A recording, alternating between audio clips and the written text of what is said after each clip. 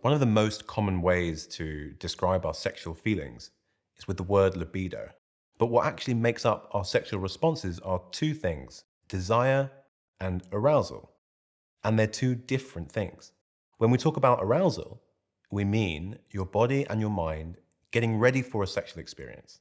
This is things like erections, lubrication, increased heart rate, and a receptiveness to viewing certain things as sexy. And when we talk about desire, we mean the emotional feeling of wanting sex. For instance, you can be aroused and not have desire, and vice versa. And to enjoy sex, you need both. And the reason this is important is because I'm about to tell you about the sexual response cycle and what happens to us when we have sex.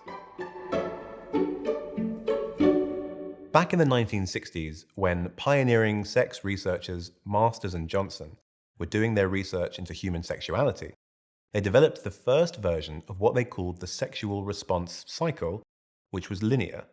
And it went like this. You start with arousal, and then you get excited and stay excited for a bit, and then you have an orgasm, and then you're done.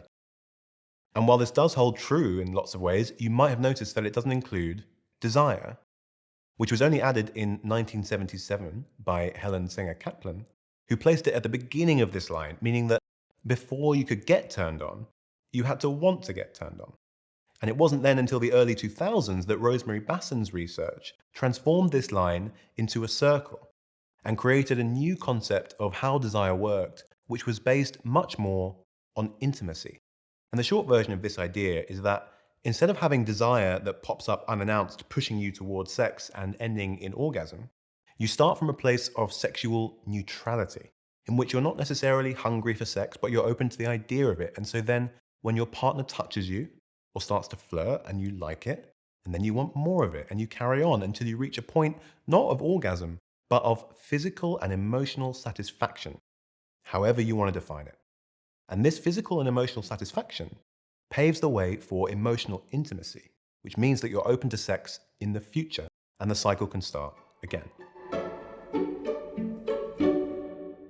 We've all seen movies where two people look at each other across the bar and immediately run home to have sex. And this leads us to believe that sex happens spontaneously and we should be ready for it at the blink of an eye. But actually, we have two different models of desire. Spontaneous desire is desire that appears as if from nowhere while you're doing the dishes and you feel this sudden urge to have sex. As you might have guessed, this is more common in the earlier, more lustful stages of a relationship. And responsive desire is desire that builds up slowly over time, often during sexual activity, in response to the pleasurable sensations of arousal. In other words, if you like the arousal you're getting, you might start to want more of it. Think about it a bit like this. The spontaneous desire is like walking past a random Italian restaurant on your way to work, seeing a lasagna, and then buying it immediately, even though it's 9 a.m. and you're already late for a meeting. Seeing the restaurant was all it took to trigger your desire for the lasagna. And responsive desire is like coming home from work that same day to find your partner taking a lasagna out of the oven and thinking, oh yeah, I guess I could have some lasagna. And then taking a bite and realizing that actually lasagna was the perfect choice. You had to walk past the restaurant, come home, smell the lasagna, see it, and even eat some of it before your desire for the lasagna was fully formed. But some people's thresholds for the amount of arousal that they need in order to start to want sex are higher than others. So while for someone it might be enough for their partner to look at them a certain way and boom, suddenly they're off to the races. For others, it might take a series of things happening over a longer period of time.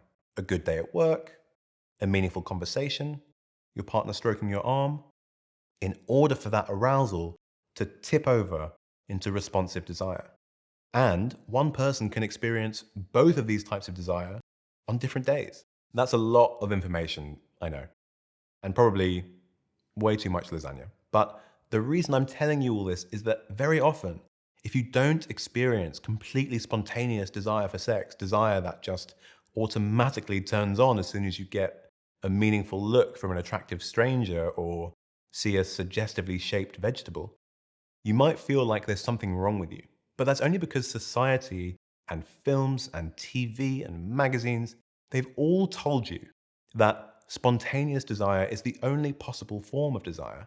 And we know that's not true. Both of these types of desire are completely normal. Recent studies have shown that both men and women experience these two different kinds of desire at different times. So it's entirely possible that the way you experience desire is different from the way that your partner experiences desire. And that's okay.